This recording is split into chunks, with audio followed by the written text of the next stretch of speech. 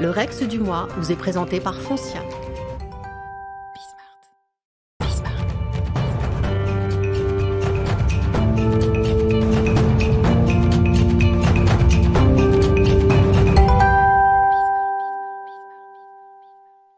Le Rex du mois, c'est une nouvelle rubrique dans Smart Job. Rubrique mensuelle, bien entendu. Le Rex, évidemment, c'est un acronyme qui veut dire retour d'expérience. Et chaque mois, eh bien, Frédéric Fougerat, que j'ai le plaisir d'accueillir sur le plateau. Bonjour Frédéric. Bonjour Arnaud. Comment allez-vous ? Très bien. On inaugure un round de rencontres mensuelles. Vous êtes le directeur de la communication et de RSE du groupe Foncia. Et c'était important pour vous de faire ces retours d'expérience. D'abord, juste un petit mot, on ne le fera pas évidemment tous les mois. Pourquoi c'est important ? Quelle est l'idée, en fait ? Quelle est la philosophie de cette chronique ? Bien, l'idée, c'est simplement de partager, en fait, de partager des expériences, des succès, mais aussi des erreurs qui ont pu être commises. Partager ces bonnes pratiques, c'est aussi permettre aux autres, éventuellement, de s'en inspirer, mais surtout de ne pas s'inspirer des erreurs ou des réalisations qui n'ont pas été satisfaisantes. C'est très important. Je le disais, c'est aussi le fruit d'actions concrètes que vous avez menées, mais aussi d'observations, de situations dans l'entreprise dont on va parler d'une manière directe. Je voulais quand même qu'on dise un petit mot, parce qu'on va rentrer dans le vif du sujet, un petit mot sur ce blog, Les Belles Personnes. Racontez-nous en quelques mots. Mais en fait, Belle Personne, by Foncia, c'est un blog que nous avons créé pour essayer de mettre en lumière et de promouvoir nos collaborateurs.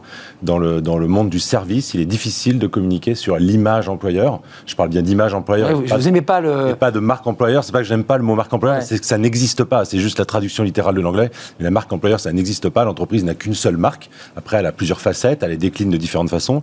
Mais donc, cette image employeur, elle est assez compliquée à travailler dans une entreprise de service. Ouais, et à travers un blog, Belle Personne, que nous avons créé chez Foncia, ça nous permet de mettre en lumière nos collaborateurs et donc de montrer l'humain dans l'entreprise, notamment de service. On dit que la principale richesse, c'est le capital humain. C'est pas une formule de communicant, c'est la réalité. Dans une entreprise de service, la richesse, c'est l'humain. Et si on veut promouvoir ce travail, il faut promouvoir ses collaborateurs et donc l'humain. Vous y avez répondu, mais c'est ma première question. Vous avez répondu en partie. Pourquoi c'est difficile de recruter dans le service ? En fait, c'est difficile parce qu'on a du mal à se projeter. Le service, c'est virtuel. Contrairement au produit, le produit, ça incarne quelque chose. On peut montrer le produit, on peut raconter une histoire autour du produit. Dans le monde du service, c'est beaucoup plus compliqué. Et c'est pour ça qu'il faut déplacer le sujet et montrer qui fait le service, qui vous rend le service. Quand vous payez pour un service, vous recevez votre service, ça vous paraît normal. Mais derrière, il y a celles et ceux qui le font.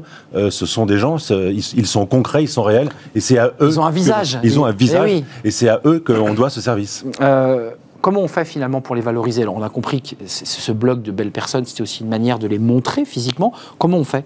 En fait, ce qui est très important, c'est comme les avis clients, l'avis des collaborateurs, c'est quelque chose qui compte. Ça compte dans le recrutement.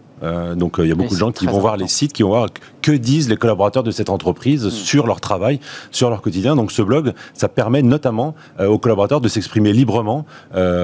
Chaque semaine, on publie un portrait avec un questionnaire auquel ils répondent comme ils l'entendent. On ne retouche pas ce questionnaire. Ils répondent à tout ou partie des questions. C'est quoi ? C'est un questionnaire avec des questions personnelles, des questions Exactement. Ça va c'est à la fois professionnel et à la fois personnel. Ça permet autant de raconter une anecdote ou une grosse bourde qui a pu être commise que les valeurs que on fend l'armure un peu, quoi. Mais exactement, faut vraiment montrer que c'est l'humain. C'est pas du message corporate, c'est pas du message commercial. C'est en tant qu'humain, comment je vis ma journée chez Foncia.